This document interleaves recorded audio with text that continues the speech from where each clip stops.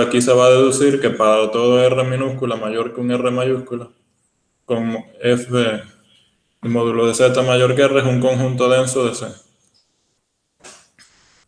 O sea, se pueden alcanzar todos los valores. Luego existe una sucesión Rn con 2 a la R mayúscula menor que R1, menor que R2, así sucesivamente. Y Rn que tiende a infinito cuando n tiende a infinito, tal que para todo Zn complejo con módulo de Zn igual al Rn, entonces el módulo de f en Zn va a estar entre Euler más 1 y Euler al cuadrado. O sea, por el teorema de Casorati-Weierstrass, como la función alcanza cualquier valor, en particular puede existir esa sucesión que se puede ubicar en ese intervalo entre esos valores. Y luego entonces se definen estas funciones U1 como el logaritmo de f en z y U2 como el logaritmo del módulo de f en z y U2 como el logaritmo del módulo de f en z menos 1, con z que pertenece a G. Y entonces se ve que como 0 y 1 no pertenecen a la imagen de G por la hipótesis del teorema equivalente, entonces estas funciones U1 y U2 son funciones armónicas en G. Luego entonces se pasa a verificar esas condiciones. Eso no lo vamos a hacer tampoco ahora, pero no es difícil. Y después que se verifican eso, entonces pasan a ver que como Rn es mayor que 2R, entonces esta notación que aparece aquí, que es la bola con centro en Z, radio en Rn sobre 2, está contenida en G para Z, con módulo de Z igual a Rn. Entonces toman n, que es natural, de modo que el módulo de 1 menos Euler a la 2pi sobre n sea menor que un cuarto. Y definen esta sucesión z de n, k igual a Zn por Euler a la 2k sobre n, con k de 0 a n. Y notan que esta sucesión va a estar contenida en la bola con centro en el punto z nk-1, radio Rn sobre 4, para todo k de 1 a n, y que las bolas con centro en znk, radio Rn sobre 4, k de 0 a n-1 cubran el círculo módulo de z igual a Rn. Y entonces luego definen estas funciones uj, k en z como uj evaluado en zn, k más Rn sobre 2 por z, con z en la bola unitaria, k0 hasta n, y j igual a 1 y 2 recuerden la uj esta, u1 y u2, que eran las que se definían con los logaritmos de f en z. Y luego entonces lo que se pasa es aplicar la proposición aquella que se había dado sin demostración reiteradamente. Varias veces se aplican en cada paso, verificando que se cumplen todas las condiciones, todas las hipótesis que requiere esta proposición. Y ya ahí lo que se hace reiteradamente es eso, aplicar varias veces esa proposición. Esa parte la vamos a omitir. Y bueno, ya después de todo eso, se va a llegar a la siguiente acotación, que el máximo que alcanza la función uj en una bola con centro en Zn, k, radio Rn sobre 4 va a ser menor o igual que un m, para j igual a 1 y 2 y k de 0 a n-1. Y además, como los discos con centro, o las bolas con centro en Zn, k, radio Rn sobre 4 cubren el círculo módulo de z igual a Rn, entonces lo anterior va a implicar que las funciones uj en z van a estar acotadas en el círculo módulo de z igual a Rn para j igual a 1 y 2. Y por ende, elevando Euler a eso, entonces vamos a tener que f en z va a ser menor o igual que Euler a la m, o sea, va a estar acotado, va a ser una constante, acotado por una constante Euler a la m, en el círculo módulo de z igual a Rn, con n igual a 1, 2, así sucesivamente, y utilizando el principio del máximo en cada uno de los anillos de módulo de z menor o igual que Rn, mayor que Rn, menor que Rn más 1, se va a deducir que en particular f va a estar acotada en módulo de z mayor que R1, y ya esto va a ser una contradicción con lo asumido de que infinito sea una singularidad esencial de f. Y bueno, es a grandes rasgos lo que es la prueba de este teorema. Ya el siguiente punto es el de las singularidades aisladas en z igual a infinito. Una función f en z se dice que tiene una singularidad aislada en el infinito si f en z es analítica en una vecindad perforada del punto infinito. O sea, si existe un número real R, tal que f en z sea analítica para módulo de z mayor que R menor que infinito. Ahí se nota que si f en z es analítica para módulo de z mayor que R, sí, solo sí. F en 1 sobre z es analítica para módulo de 1 sobre z menor que R, luego f en z tiene una singularidad aislada en el infinito, sí, solo si f en 1 sobre z tiene una singularidad aislada en 0. Y además se clasifican las singularidades de f en z en el infinito como evitable polo esencial de acuerdo al tipo de singularidad que tenga f en 1 sobre z en z igual 0. Bueno, como ejemplo, f en z igual a z al cuadrado más 1 tiene un polo de orden 2 en el infinito. Pues f en 1 sobre z, si se evalúa, se ve claramente que esta función en el 0 va a tener un polo de orden 2. Y por la misma razón es fácil ver que cualquier polinomio de grado k tendrá un polo de orden k en el infinito. Como segundo ejemplo tenemos la función f en z igual a Euler a la z, que tiene una singularidad aislada, esencial aislada en el infinito, porque igual si se evalúa en 1 sobre z, entonces vamos a obtener la función e a la 1 sobre z, que ya sabemos que tiene una singularidad esencial aislada en 0. Y bueno, también podemos definir esta otra caracterización de polo de orden k, en este caso que el límite de cuando z tiende a infinito de f en z sobre zk sea igual a una constante a distinta de 0 y de infinito.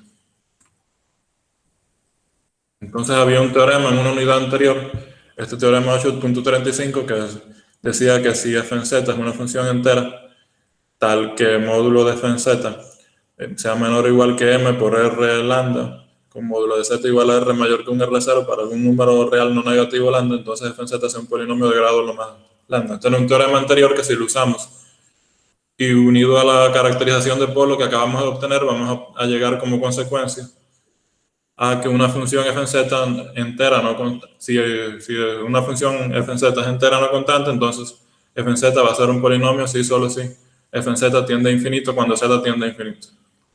O sea, como consecuencia, entonces una función trascendente, o sea, una función que no sea un polinomio entera, no puede tener un polo en el infinito.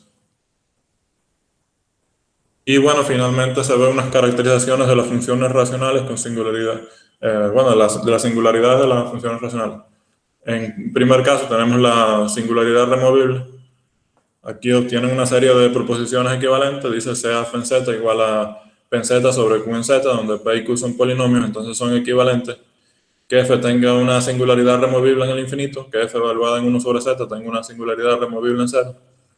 Que el módulo de f en 1 sobre z esté acotada cuando el módulo de 1 sobre z es pequeño, que el módulo de f en z sea esté acotada también cuando el módulo de z toma valores grandes, y que el grado de p, el grado del numerador, sea menor o igual que el grado del numerador. Este es el caso de la removible. Y en el caso de los polos de orden k, se tiene esto, que si f en z es igual a p en z sobre q en z, son donde p y q son polinomios de grados m y n respectivamente, y p tiene esta forma, sumatoria de los pj por z a la j y q sumatoria de los qj por z a la j, entonces van a ser equivalentes. Decir que f en z tiene un polinomio, un polo de orden k en el infinito, que f en 1 sobre z tenga un polo de orden k en z igual 0, que f en 1 sobre z sea igual a p a la 1 sobre z sobre q igual a 1 sobre z, igual a esta expresión, que no es más que el desarrollo de Laurent, como estamos diciendo que tiene un polo de orden k, pues va a tener ese desarrollo. El caso de la el cuarto inciso, que no es más que sustituir, evaluar p en 1 sobre z, q en 1 sobre z y pasar la q multiplicando para el miembro derecho. Esa es la cuarta. Y bueno, ya la quinta, como un caso particular de la anterior, por cálculo, vamos a llegar a que tiene que pasar necesariamente que m sea igual a n más k, o sea que el grado de p menos el grado de q sea igual a k. Y ya así termina esta parte. Gracias.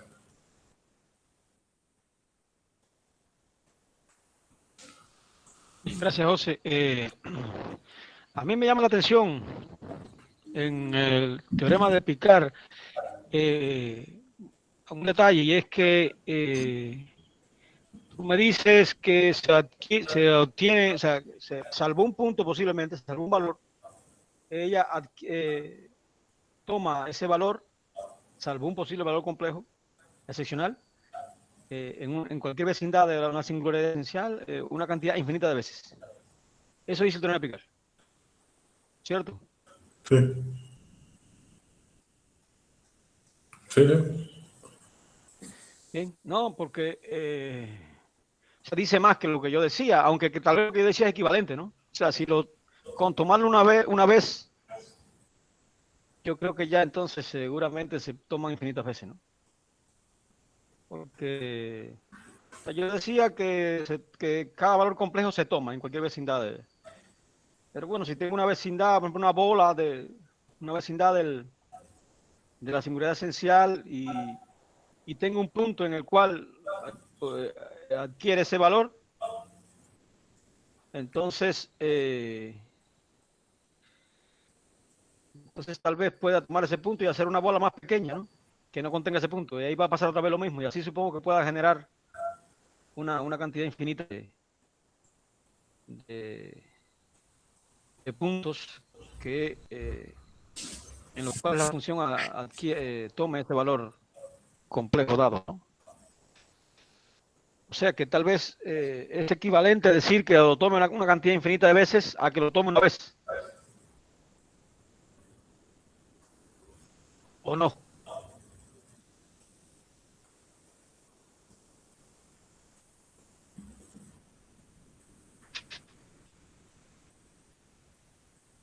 O sea, si el valor se toma una vez, ¿será que se toma infinitas veces? Porque si se toma una vez, entonces no va a ser un valor excepcional. Y por tanto, en otra vecindad más pequeña, vuelve otra vez seguramente a poderse tomar y así, ¿no? O sea, debe ser raro que un valor de ese tipo se convierta en excepcional para una vecindad, ¿no? Ya si lo tomó una vez, me imagino que lo voy a tomar infinitas veces. Pero bueno, eso es una cosa que me recuerda a esto de los polinomios, ¿no? Que basta con demostrar que tiene una raíz y ya con eso tiene n raíces. Aquí en este caso de las funciones en la vecindad de singularidades esenciales, pues tal vez baste con que lo tome una vez y ya se pueda usar un razonamiento así de tipo hacer bolas más pequeñas y lograr que lo tome una infinidad de veces, ¿no? Siempre que no sea un valor excepcional. Bueno, ¿algún comentario, alguna pregunta? Hay muchas demostraciones del teorema de Grande de Picard, ¿eh? Hay muchas demostraciones que pueden encontrarse por ahí. Bueno, José propuso una aquí que está basada en un lema bastante, parece que fuerte, ¿no? Pero hay otras. Así que eh, después de alguna manera la pueden revisar, ¿no? ¿Ya tienes el libro de Alfors, Pablo?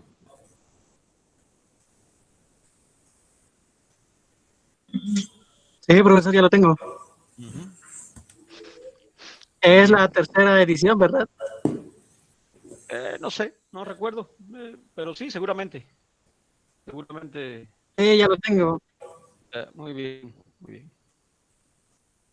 Muy bien.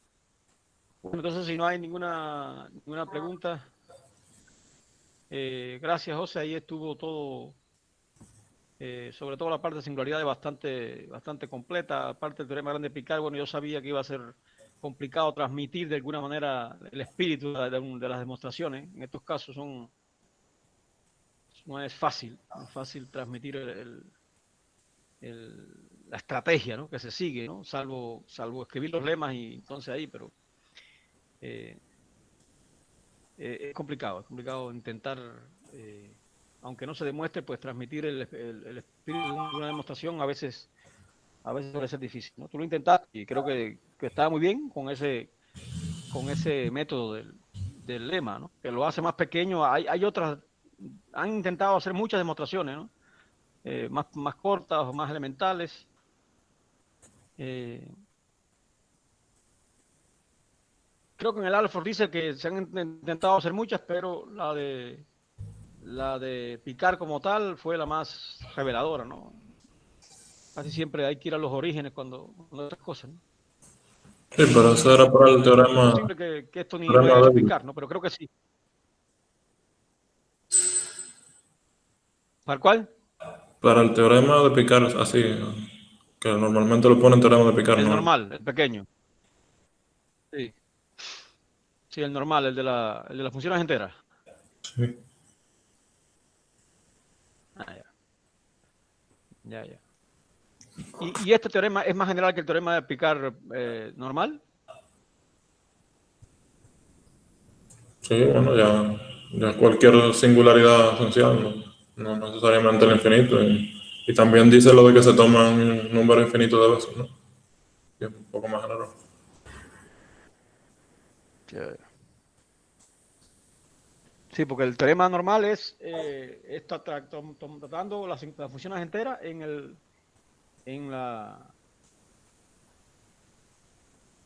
las funciones enteras en el o sea, en una vecindad del infinito o en una vecindad de una singularidad esencial en el infinito. No, no específicas. ¿Cuál es la? No O se sea, una especifica. singularidad en el infinito, no importa cuál sea. Sí, Le no se basta aunque sea especifica. entera. Mm. Ya, ya, ya. Sí, yo sé que en el Alford no viene el teorema, no viene la demostración, yo no pensaba que venía, pero no viene la demostración de este teorema grande, ¿no? Bueno, muy bien, esto queda como una tarea de nosotros ahí de después poder volver a releer un poco estos resultados, que son ya de alta, esto es de alta matemática, señores. Esto, tenemos grande picar ya no es trivial, ya no es cosa de principiantes, que somos todos nosotros. Esto es alta matemática y lleva su tiempo, lleva su entender eso, ¿no? Pero bueno, y José lo ha hecho muy bien, da un método que descansa en un lema y bueno, y por ahí, y como se ven, se usan muchas cosas de variable compleja, el teorema de Weierstrass, y así, ¿no? Y bueno, efectivamente, en el caso de singularidades en el infinito, pues lo que se hace es que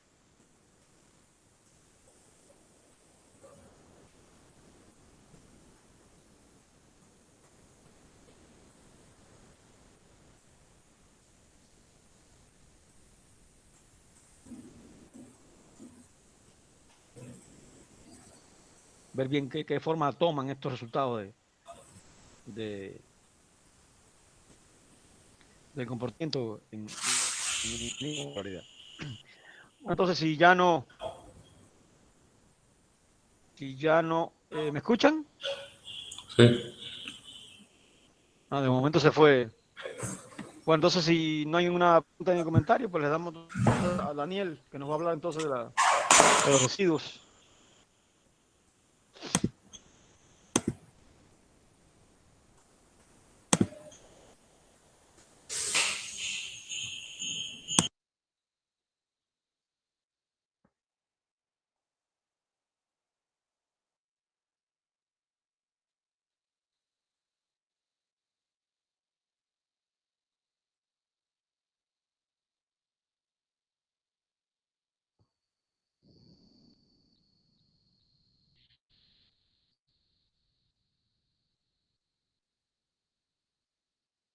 ¿Sí?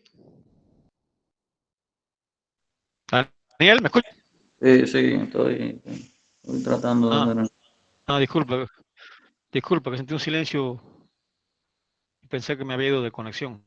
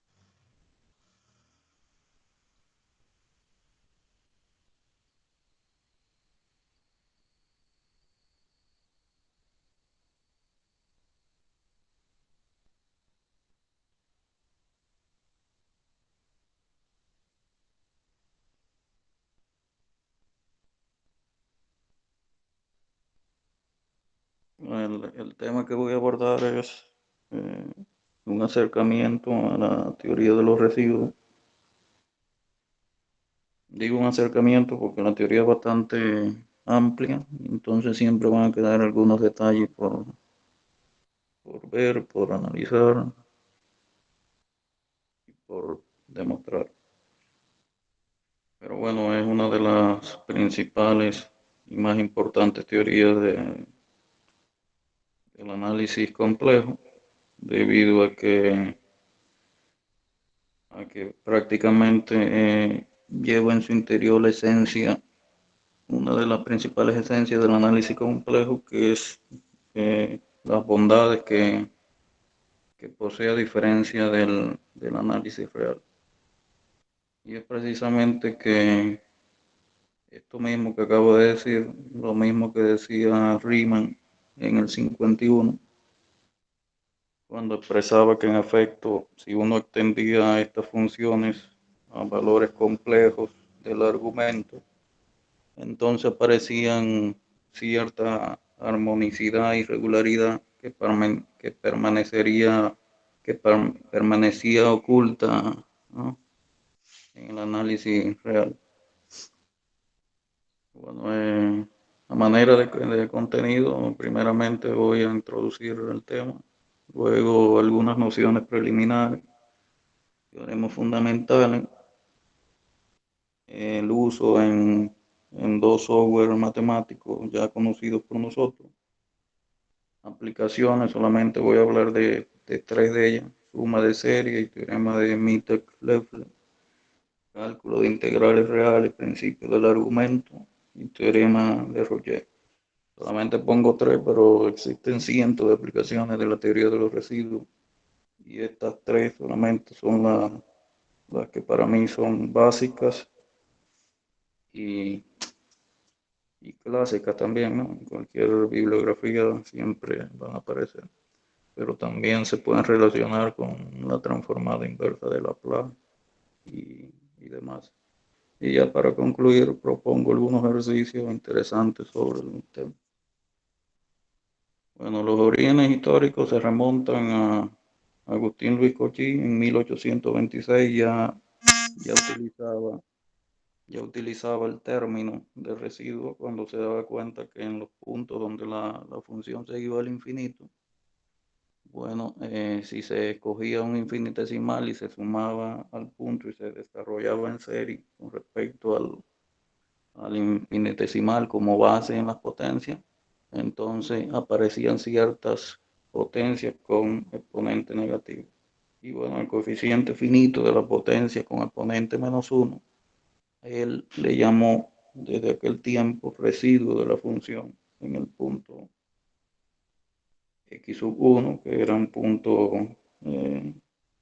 distinguido donde la función se iba al infinito.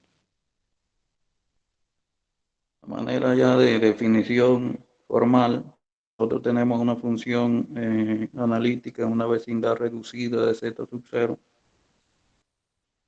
Entonces, por el teorema de Lorentz, ella admite un desarrollo en serie de potencias centrado en este punto z sub 0, y donde cada coeficiente a sub n va a calcularse mediante una integral, como nosotros bien conocemos, ¿no?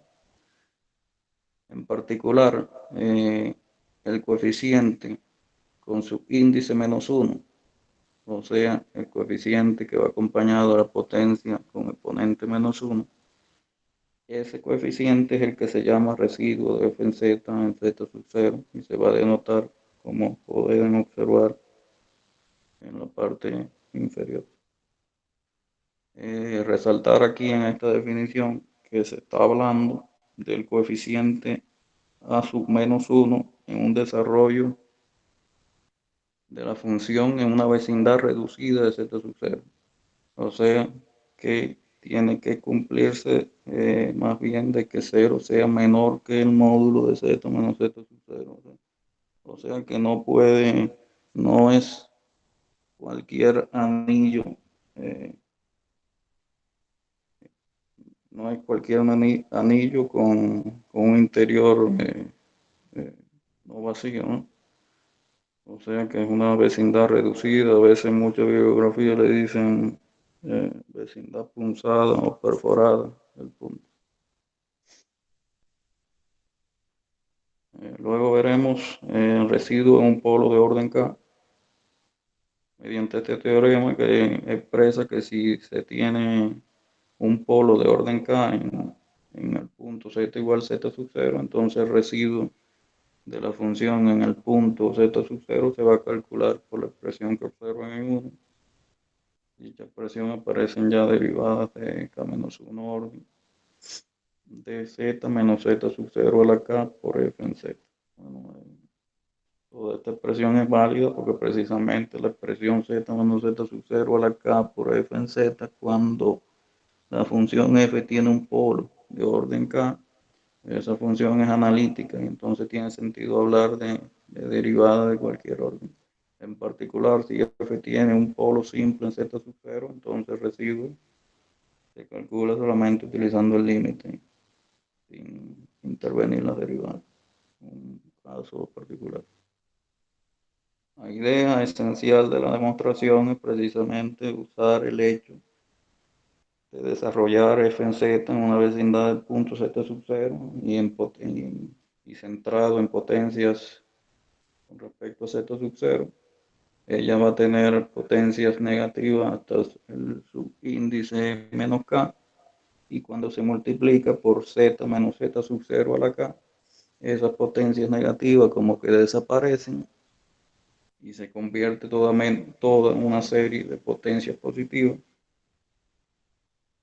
cuyo coeficiente que va a acompañar entonces a la potencia z menos z sub 0 a la k menos 1 es precisamente el que nos conviene hallar, que es el a sub menos 1.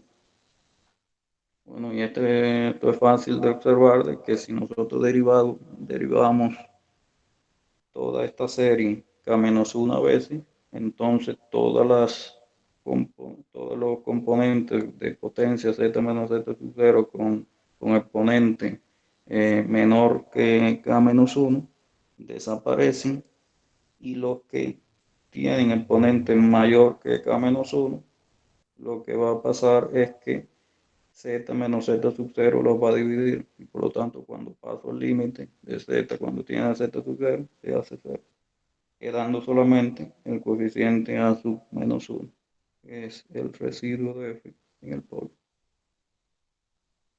Luego pasamos a teoremas particulares con respecto a este teorema. El primer teorema que pueden ver es cuando tenemos dos funciones f en z y g en z analíticas en z sub 0. Luego el cociente se dice que tiene un polo simple z sub 0 y que en este polo no anula la función f.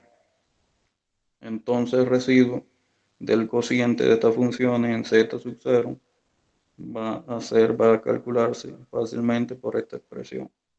En general, si en z sub 0 f tiene un 0 de orden k y g tiene un 0 de orden k más 1, entonces el cociente f entre e tiene un polo simple cuyo residuo es k más 1 f a la derivada k décima de f sobre la derivada k más 1 décima de g en el punto evaluado en z sub 0. Esto es más bien una generalización de este teorema particular.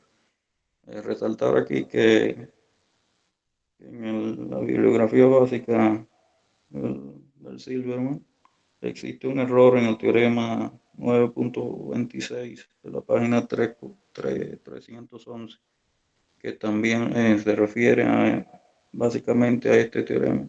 Un error ahí con respecto si mal no recuerdo, habla del tipo de singularidad de f en z sobre g en z. Y la idea de la demostración de este teorema es básicamente aplicar el teorema anterior. Es un teorema particular, consecuencia anterior. Otro teorema particular es también para el cociente en el caso de tener g sobre h en un polo de orden 2 en A. Se va a calcular por esta expresión fácilmente. Una observación, notar el caso particular en que G es idénticamente 1, que en ese caso lo que nos queda es la inversa de una función que va a tener un cero doble H en A, por lo tanto un polo doble de orden 2 en A y se va a calcular de esta forma.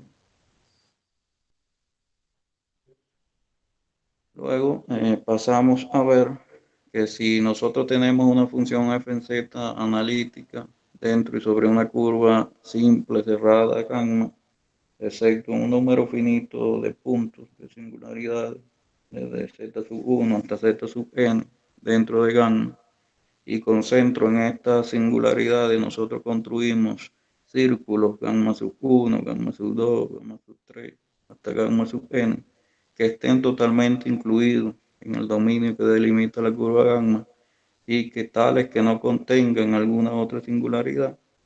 Nosotros sabemos por el teorema de Cauchy que la integral sobre gamma de f en z de z igual a la sumatoria de todas las integrales sobre cada círculo gamma sub i.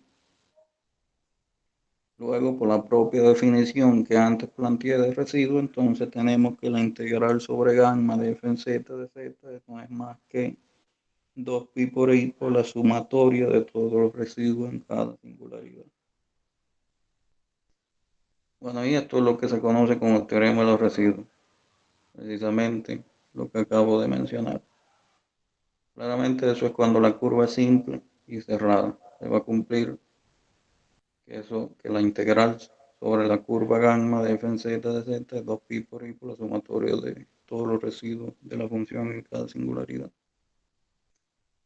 Una generalización trivial que se da en el alfa es precisamente ya cuando la curva no necesariamente tiene que ser simple, pero sí cerrada. Y es con la idea de índice.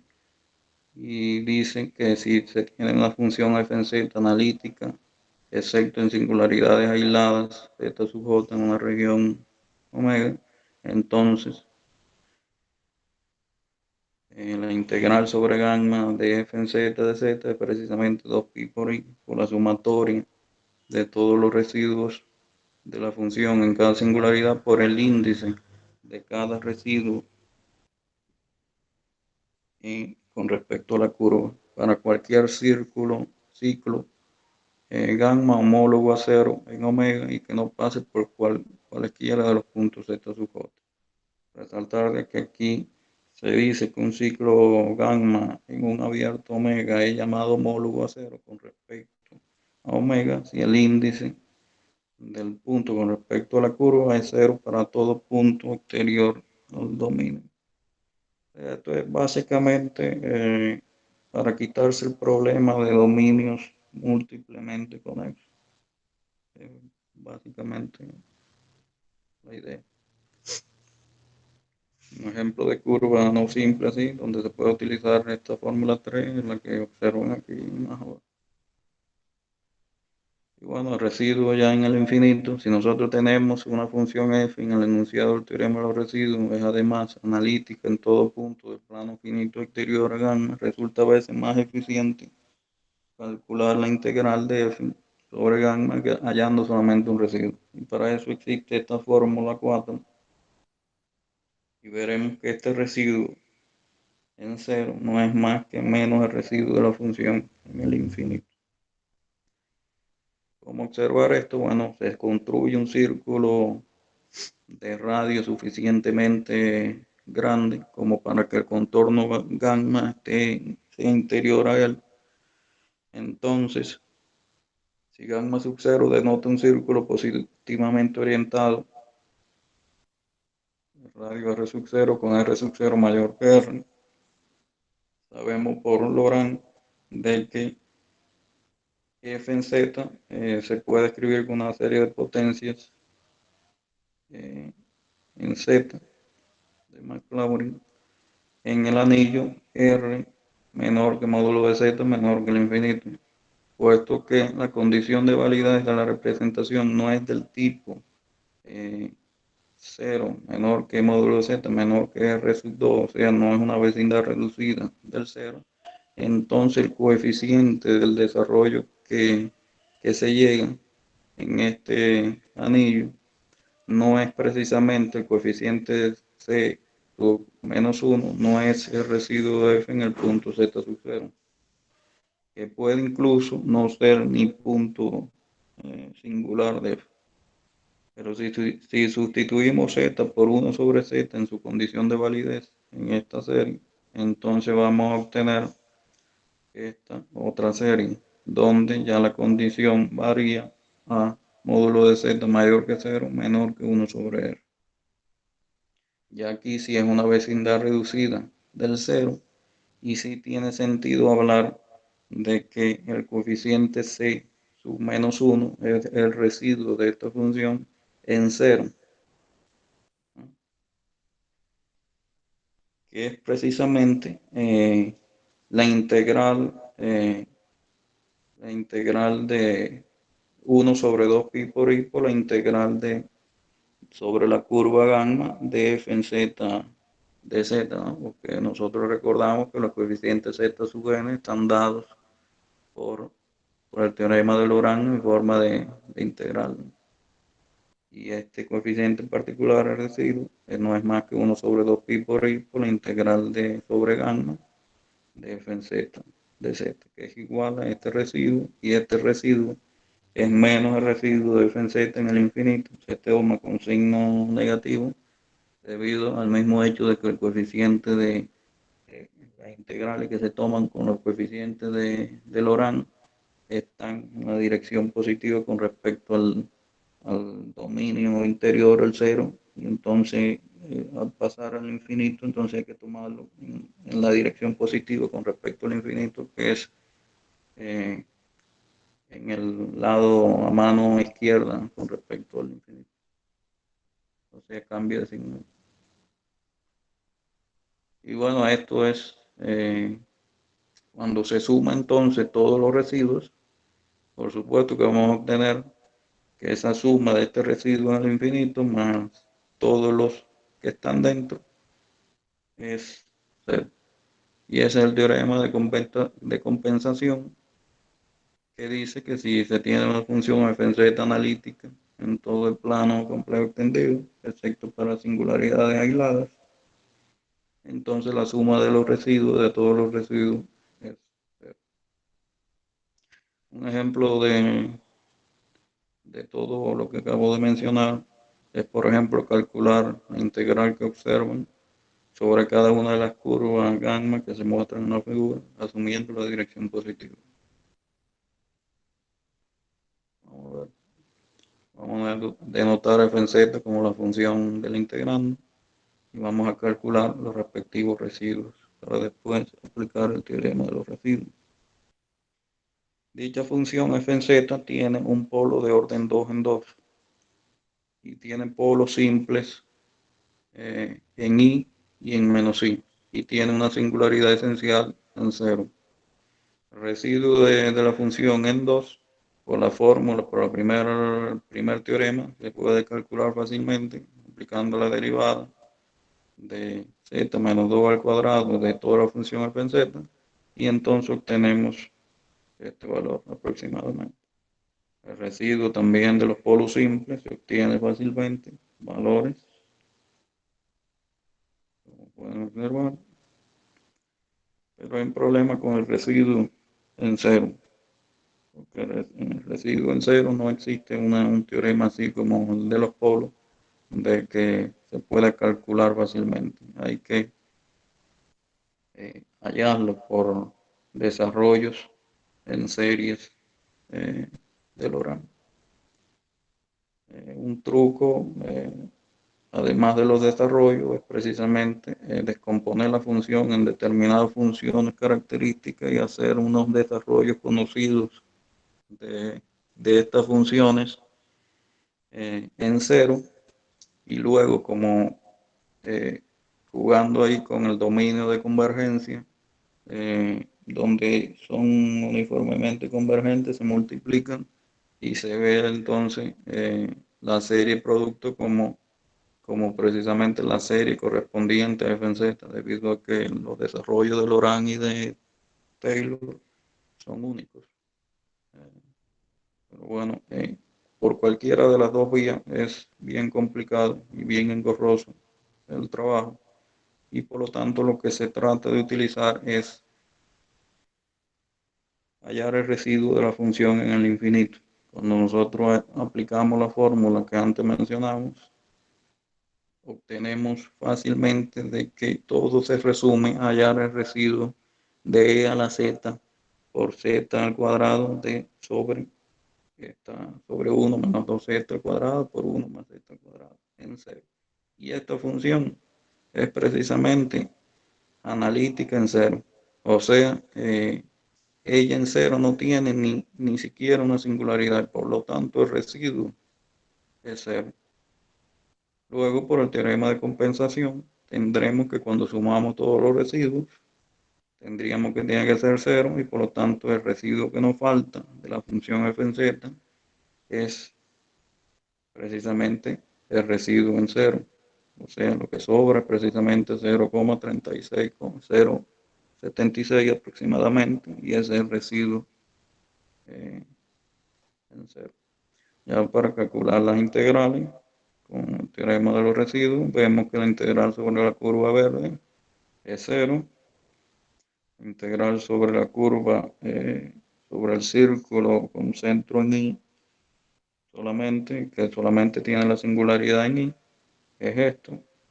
Y la integral sobre la curva negra, que es la curva que no es simple y que sin embargo tiene todas las singularidades en su interior, a diferencia de la verde, que es simple y que posee todas las singularidades y da 0, esta no da 0, porque precisamente por la misma generalización del teorema de los residuos, que precisamente en 2 ella tiene como un índice 2 y lo toma 2 veces. Al trabajo con los software en el matemática existen varios comandos. Residuo es uno, que también te calcula los polos de cualquier función. Y en MATLAB también, un poco más ordenado, te calcula, te puedes ponerlo para que te calcule polos, órdenes y residuos. Ya dentro de las aplicaciones de la teoría de los residuos, por ejemplo, la suma de serie, que teorema de los residuos se puede utilizar frecuentemente para sumar varios tipos de series. Lo que pasa es que bajo ligeras restricciones sobre la función, más bien sobre los dominios, las cuales generalmente se satisfacen siempre cuando las series convergen, es que algunos de los desarrollos son válidos. Pero lo más conocido es, por ejemplo, la sumatoria desde menos infinito hasta el infinito de todos los valores enteros de f. Va a ser precisamente menos la suma de todos los residuos de pi por la cotangente pi z f en z en todos los polos de f en z. Y así otros tantos más. Todo esto es también casi otra subteoría, otra subrama de toda esta teoría, y tiene también bastantes aplicaciones. Por ejemplo, un teorema bastante interesante, el teorema del desarrollo de Mittag-Leffler, un sueco, que este teorema es más bien un hermano del teorema de factorización de Weierstrass. Dicho teorema es el que probaba la existencia de determinadas funciones holomorfas conociendo su cero. Y bueno, este teorema básicamente lo que dice es la existencia de determinadas funciones meromorfas conociendo sus polos. Y lo que plantea es que si las únicas singularidades de f en z en el plano finito z son los polos simples, que son ordenados en valor creciente de valor absoluto, y sean los residuos de f en z, b sub 1, b sub 2, b sub 3, y las restricciones que si se tienen es C sub n, los círculos de radio R sub n que no pasan por ningún polo y sobre los cuales la función está acotada por n, donde m es independiente de n, y los radios de los círculos tienden al infinito cuando n tiende al infinito, entonces se va a cumplir este desarrollo que pueden observar, que está básicamente expresado mediante conociendo los polos y conociendo los residuos. Algunos desarrollos especiales son precisamente los de la secante, cosecante, tangente de z, cotangente, tangente hiperbólica, mediante este teorema. Otra de las aplicaciones es el cálculo de integrales reales, y es una de las bondades que tiene toda la teoría de los residuos, porque permite calcular determinadas integrales que aplicando los métodos propios del análisis real, se nos dificulta bastante la vida. Bueno, solamente por poner un ejemplo, voy a referirme a integrales definidas en las que aparecen senos y cosenos. Por ejemplo, si nosotros tenemos que calcular ciertas integrales definidas como en 7, el hecho de que delta varíe desde 0 hasta 2pi sugiere considerar a delta como el argumento de un punto z sobre el disco unidad centrado en el origen. Luego, claramente, este punto z va a tener como expresión exponencial Euler elevado a la i delta, donde delta desde 0 hasta 2pi. Cuando hacemos esta sustitución, usando las ecuaciones de que el seno de delta es precisamente z menos z a la menos 1 sobre 2i, debido a que z a la menos 1 en el disco unidad es precisamente el conjugado de z, y el coseno de delta es z más z menos 1 sobre 2, y el diferencial de delta es el diferencial de z sobre i z. Cuando hacemos esas sustituciones, lo que nos obtenemos es precisamente que la integral 7 se convierte en una integral de contorno compleja, la 8, de la función de z a lo largo del círculo C positivamente orientado. Como ejemplo, calcular la integral desde 0 hasta pi del seno a la 2n delta de delta. Bueno, esto vamos a aplicar la misma fórmula. Aquí el detalle de que esta integral no aparece desde 0 hasta 2pi, pero es fácil darse cuenta de que esta función es periódica con periodo pi, y por lo tanto esta integral es precisamente la mitad de la integral desde 0 hasta 2pi. Por tanto, haciendo la sustitución antes descrita, vamos a obtener de que esta integral real desde 0 hasta 2pi del seno a la 2n delta de delta es precisamente esta integral sobre el círculo unidad que observan en 9. Cuando desarrollamos este integrando, obtenemos esto que está aquí, donde obtenemos una función en el integrando que tiene una singularidad en C, una singularidad que es un polo de orden 2n más 1, y pasamos entonces a hallar el residuo de esta función en 0 mediante la primera fórmula que planteamos. Bueno, esto se resume a esto. Aquí el detalle está en hallar la derivada de orden 2n de z a la 2 menos 1 elevado a la 2n. Pero bueno, eso se puede hallar fácilmente aplicando el binomio de Newton. Por tanto, obtenemos que el residuo de esa función en 0 es esto. Y luego, por el teorema de los residuos, concluimos que la integral que se quiere irreal es precisamente esto que observan en D. Y bueno, es un hecho bastante simple donde se aplicó el herramienta del análisis complejo. Luego ya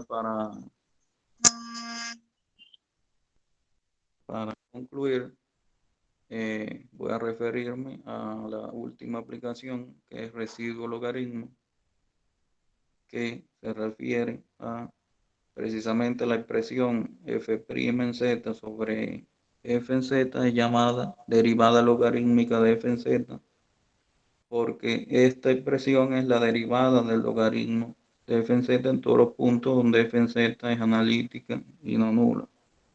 Y el residuo de esta expresión, de este cociente, en z sub 0, es lo que se conoce como residuo logarítmico de f en z sub 0.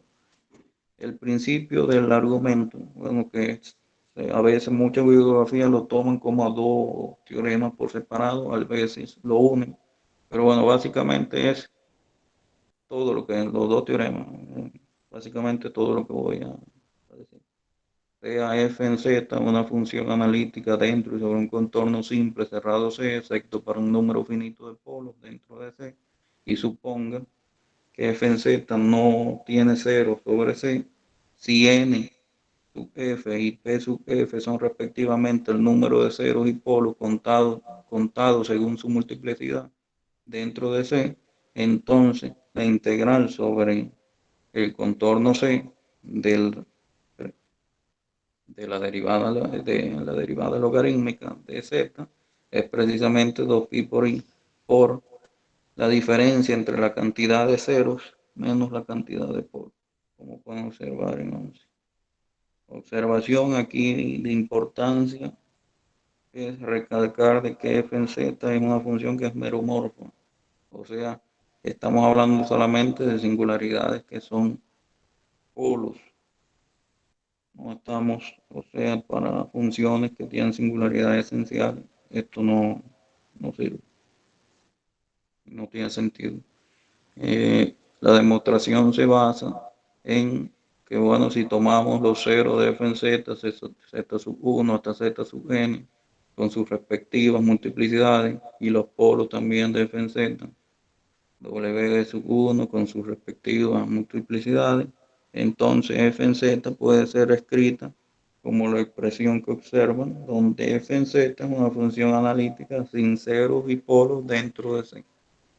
Eso se puede demostrar fácilmente por serie de Lorentz. Luego, al calcular, tenemos que la derivada logarítmica es precisamente la sumatoria de todas estas fracciones que observan más este término de la primera de la derivada logarítmica de f mayúscula en z. Integrando 12, vamos a obtener de que ese signo de integral pasa por toda la sumatoria y obtenemos esta expresión 3, donde la integral de la f mayúscula se hace 0 debido a que esta función es analítica por la curva. Y bueno, tomando ya podemos encerrar cada polo y cero con círculos disjuntos mutuamente y se llega al resultado debido a que por la misma fórmula integral de Cauchy esto es 1. Y entonces ya me va a quedar la sumatoria de la respectiva multiplicidad de cada cero menos la de cada polo. Bueno, y el otro teorema es a consecuencia de este. Bueno, una variante es que acorde a las premisas del teorema anterior, si nosotros tenemos un punto arbitrario z sub 0 en la curva C, al cual consideramos punto inicial y final del camino de integración, designamos phi sub 0 el valor inicial del argumento de f en z sub 0 y phi sub 1 el valor del argumento de la función después del recorrido, entonces la diferencia entre la cantidad de ceros y polos no es más que la variación del argumento de la función cuando recorre la curva, que es lo que podemos observar en 14. La demostración es muy sencilla, es utilizando el hecho precisamente de la derivada logarítmica como una primitiva de esa derivada logarítmica es precisamente el logaritmo amperiano. Entonces vamos a obtener de que esta integral es lo que observan en el punto final, que va a tener como argumento phi sub 1 menos en el punto inicial que va a tener como argumento phi sub 0. De ahí la parte real se van a eliminar y lo que nos va a quedar es precisamente y por phi sub 1 menos phi sub 0. Se va a eliminar y queda precisamente la expresión 14. La generalización es también utilizando índices y es básicamente también de la misma forma para funciones meromorfas, donde no necesariamente el contorno tiene que ser simple, pero sí tiene que ser homólogo a cero en el dominio. Observación con respecto a esta expresión es que la suma en 15 será finita y además los ceros y polos múltiples tendrán que ser repetidos tantas veces como indique su orden. El ejemplo es tomar la función f en z igual a 1 sobre z al cuadrado en el círculo unitario. Como f va a ser una función meromorfa y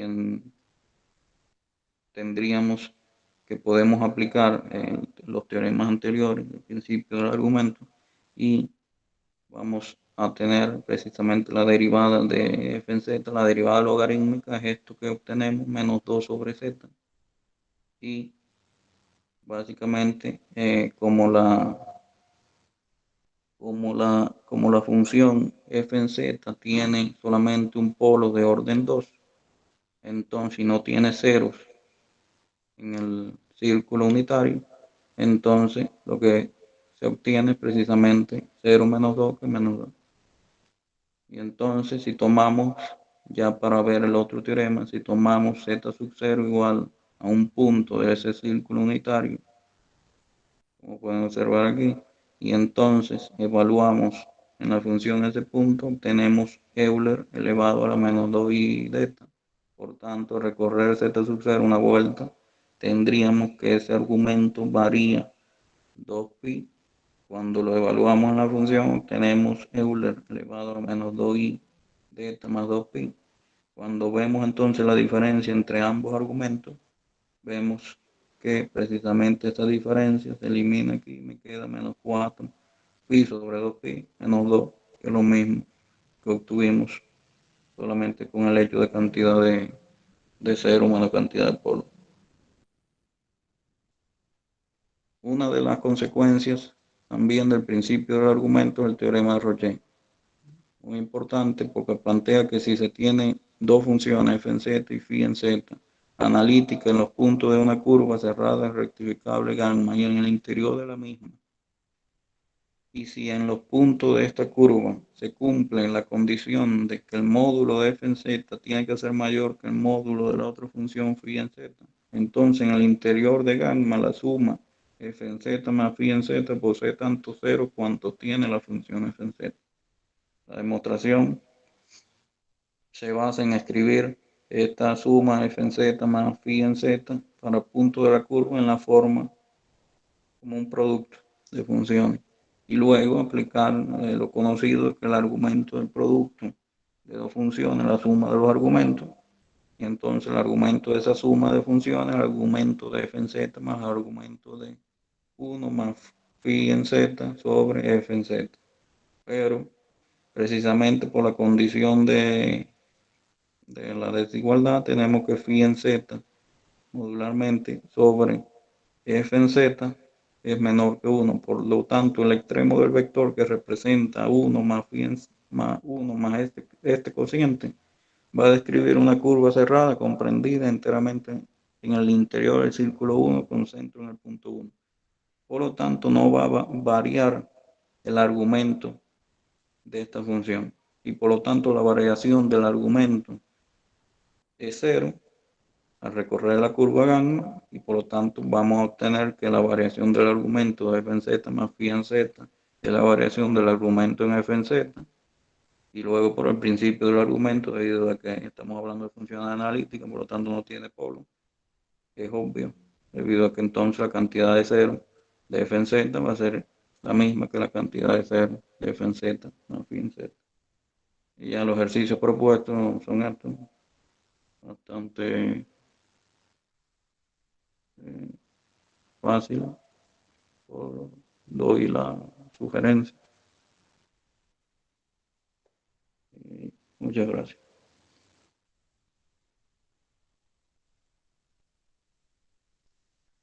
Acabé.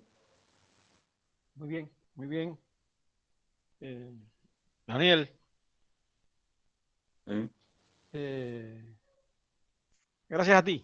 Gracias a ti, realmente ha sido una clase lo que has dado sobre este tema. Creo que sería bueno, de hecho, bueno, está ya arriba, puede ser compartida con los demás estudiantes, porque es casi que el tema barrido completamente, con muchos detalles, con muchos ejemplos. Eh, Siempre quedan algunas, alguna, sí, dime. siempre quedan algunas cosas con respecto a la aplicación, cosas más. Sí, no, eso siempre va a ser así. Por muy prolijo que uno sea, siempre va a quedar. Pero bueno, realmente yo particularmente te felicito, ¿no? Igual que a todos los felicito, ¿no? En realidad en estos temas, pues todos han hecho un papel pues muy bueno y ya se los he dicho, las dificultades han sido algunas menos que otras, eh, pero han sido buen papel de todos. O sea, yo no tengo ninguna queja en este sentido de las presentaciones, tanto ahora como la vez pasada. Pero tengo que resaltar esta que acabas de hacer porque es una presentación muy completa donde, pues, o sea, incluso introduces ahí las vías para los software para calcularlo por vía computacional, etcétera, etcétera. Y realmente, claro, la teoría de residuos es una de las de los temas de análisis complejo que tienen más fama, vamos a decirlo de alguna manera, por ser muy aplicadas en cálculo de integrales y determinadas, y esto que tú has mencionado, ¿no? Pero bueno, teoremas como el teorema de Ruchet, el principio argumento, lo de los residuos logarítmicos, etcétera, son cosas que realmente son de por sí importantes. Y muchas de estas cosas, quiero decirles, yo estuve una vez leyendo estas cosas de buscar ceros y estas cosas tienen mucho que ver con el desarrollo que tuvo el análisis complejo, sobre todo para tratar de probar la hipótesis de Riemann. O sea, eso parece que no, pero es así. O sea, muchas de estas cosas de entender la cantidad de ceros de determinadas funciones y relacionarla con determinadas integrales, etcétera, pues tiene que ver mucho con este intento de entender y de poder demostrar este problema abierto que dejó Riemann y que está asociado directamente con los números naturales de una manera totalmente inesperada. El, la entrada de los complejos en este universo aparentemente tranquilo de los números naturales, pues fue un paso eh, revolucionario, como prácticamente toda la matemática que hizo Riemann, ¿no? Fue revolucionario. Y este tema, bueno, de los residuos que tiene su origen efectivamente en la obra de Cauchy, en la obra de Cauchy, y lo usaba mucho él para calcular integrales reales. Ahí, no sé si aquí yo me perdí un momento, tuve recuerden, señores, que estoy en Cuba ahora, ¿eh? Y entonces eso hace que la conexión pues no sea muy buena, ¿no? Y, y tuve un momento que me fui ahí de conexión. Pero no sé si mencionaste las integrales famosas estas que están en los libros clásicos, la de Fresnel y estas cosas. No recuerdo. Sí, yo creo que tomé solamente un ejemplo para poner un Ya, ejemplo. Hay ya, ya, integrales de esas de Fresnel que sí utilizan el análisis complejo, pero la vía de demostración no utiliza en teoría de los residuos. ya, ya, ya, ya. Entonces no quise poner. Muy bien, muy bien, muy bien. Bueno, pues, ¿alguna pregunta por parte de los demás?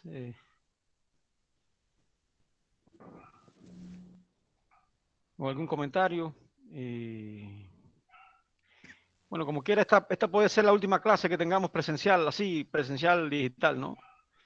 Eh, ya lo que tenemos es el examen.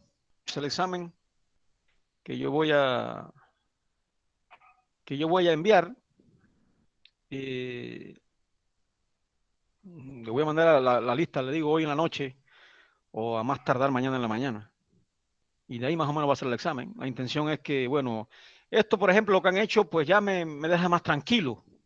Me deja más tranquilo en el sentido de las insatisfacciones que tuve. Es un grupo que para mí es un buen grupo desde que comenzamos. En general es un buen grupo y por lo tanto se espera de ustedes pues, como fue, como ha sido al principio. Siempre hay sus detalles al principio, cuando álgebra, sus problemitas, pero al final salieron bien. Salieron bien. Y yo considero que lo importante es eso, que al final, pues. Entonces aquí ha habido una mejoría realmente con relación a las presentaciones, ¿no? Y solamente quiero ver esa mejoría en los ejercicios. Una mejoría que se sienta y entonces, bueno, ya ahí veremos la nota. Hay calificaciones que yo creo que ustedes estarán de acuerdo en que son evidentes, como la calificación de Daniel, ¿no? En el desempeño en todo el curso, las notas que sacó, las calificaciones, más estos trabajos que hace, que realmente son bastante profundos, ¿no? Bastante detallados, ¿no? Lo mismo que también el desempeño de José Luis a lo largo del trabajo, aunque en la última examen pues tuvo unos detallitos, pero que se perdonan, no siempre se tiene un día bueno, ¿no? Y bueno, ustedes, pues, como les comenté, no fue lo que esperaba, pero estamos en otra teoría diferente al álgebra. No es lo mismo álgebra que análisis complejo, eso me queda claro. Es mucho más sofisticado. Entonces, sin embargo, esto que hicieron, esto que han hecho entre ayer y hoy, pues ha sido algo que yo aplaudo. O sea, un buen trabajo por parte de ustedes y los felicito a todos, en realidad, por eso. Es como que dieron clases, realmente, ¿verdad? Dieron clases. Algunos fueron más detallistas que otros, algunos, pero dieron clases sobre sus temas y eso es importante, ¿no? El matemático debe de ser comunicador, debe comunicar lo que, lo que, lo que conoce. Es como un evangelista de esta ciencia noble que nos acompaña, ¿verdad? Y que siempre ha estado asociado a los más grandes descubrimientos universales. O sea, tanto no solamente en asuntos de física, de ingeniería, sino también hasta en temas sociales, hasta en temas de informatización, de la comunicación. O sea, nadie se acuerda de que la primera computadora prácticamente fue inventada por Alan Turing y lo hizo precisamente y le sirvió su experiencia que tenía para usarlo en descifrar la máquina de los nazis, etcétera, etcétera. Y detrás de todo eso hay mucha matemática, siempre la hay. Así que bueno, podemos hablar de ella sin temor a estar vendiendo algo malo, todo lo contrario. Matemáticas es una cosa muy noble y que vale la pena divulgarla. Y esto ha sido un ejemplo de divulgación. Ustedes todos ahí pudieron hablar frente a un público que no se limitaba a ustedes mismos y a mí, sino a más, ¿verdad? Y lo hicieron bien, así que felicidades. Ahora, les mando el examen, la lista hoy en la noche o mañana en la mañana, más tardar, y el 16, que ahora no sé qué cosa es 16, debe ser también miércoles, o qué cosa es 16. Hoy no recuerdo, yo no sé por qué tengo anotado 16, pero fue 16 lo que quedamos. Si el 16, ajá, miércoles 16, pues hacemos el examen, ustedes me dicen la hora. Yo puedo mandarlos desde las 8 de la mañana, ahí les doy hasta las 12 del día para que me la devuelvan como la otra vez. ¿Verdad? ¿Les conviene así o más tarde? ¿Cómo les conviene? Bueno, en mi caso, yo y Pablo tenemos clases de 8 a 11. Ah, verdad, yo recuerdo que había algo ahí que sí, Sí, tenían unas clases, sí. Yo recuerdo que la otra vez también hubo que hacerlo un poco más. Bueno, pues entonces lo hacemos por la tarde. Lo hacemos por la tarde. Se le puede enviar a las 11. Bueno, si es hasta las 11, no es muy van a estar ahí muy cerca de la. Vamos a hacer lo siguiente, vamos a enviarlo a la 1.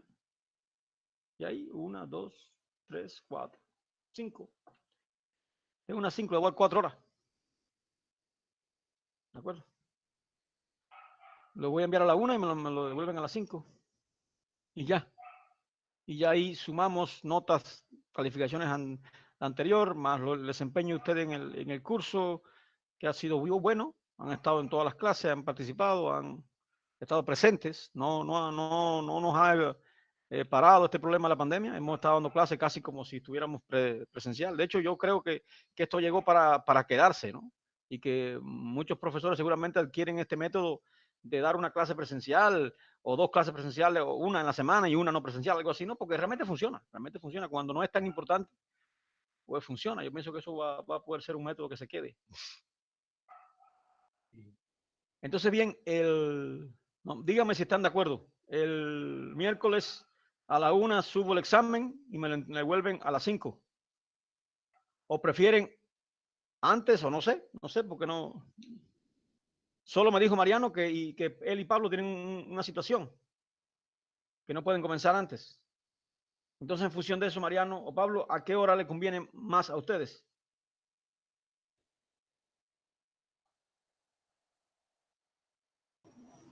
Pues de mi parte está bien, de 11 a la hora que usted diga. ¿De dónde? ¿De 11 o de 1? 11 a la hora que usted diga. Ah, ya. ¿Sí? De 11 por mí no hay problema, yo no tengo problema. ¿Y tú, Mariano? Ah, sí, igualmente de 11. De 11. Bueno, entonces 11, 12, 1, 2, 3. De 11 a 3. Sí, estaría bien. Igual que la otra vez. Sí, está bien. Y para ustedes, Elías, José. Queda bien de 11 a 3 de la tarde, está bien. Ya. Bueno, muy bien. Muy bien, entonces yo les subo el examen. Les subo el examen a las 11 y ahí. ¿Qué prefieren? ¿Que se lo envíen por correo o lo hagan? No, lo voy a hacer igual así, ¿no? Bueno, ustedes pueden entrar sin problema en la plataforma y eso, como lo hicimos la otra vez. En esto Sí, del caso. ¿Sí? es igual. Sí, por Muy bien. WhatsApp está bien. No, te decía Pablo, si aquí directamente por el Classroom la puedo hacer también, ¿no? Como la otra vez. O sea, usando la. Sí, como sea. Ya, muy bien. Muy bien. Entonces, solo quedaría eso pendiente. Ya el 15, el 16 y ya yo espero, pues, incluso antes de que se vayan, el jueves ya comunicarles o simplemente subir no sé cuándo es que creo que es en enero, así que no hay tanto apuro, pero bueno, menos para ya salir de eso ya y que tengan ustedes ya la calificación final, en la cual se va a tener en cuenta todo, lo anterior, lo actual y el examen. Entonces, bueno, muchachos, si no hay nada más, pues le deseo buenas tardes, buenas noches y que estén muy bien y nos comunicamos entonces el miércoles 16.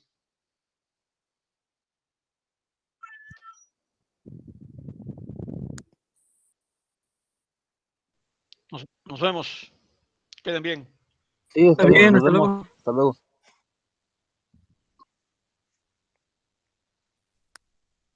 Hasta luego. Hasta luego.